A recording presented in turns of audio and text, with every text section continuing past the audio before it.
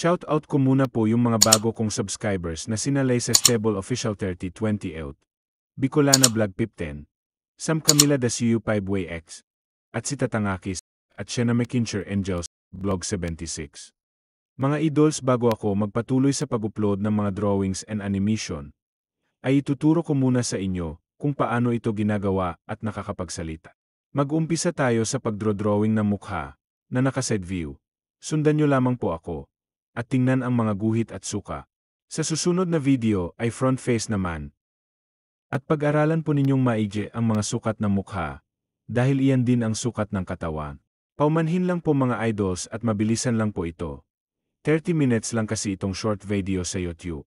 Abangan po ninyo at gagawa ako ng full tutorial sa long form video at ituturo ko kung paano nakakapagsalita at gumala.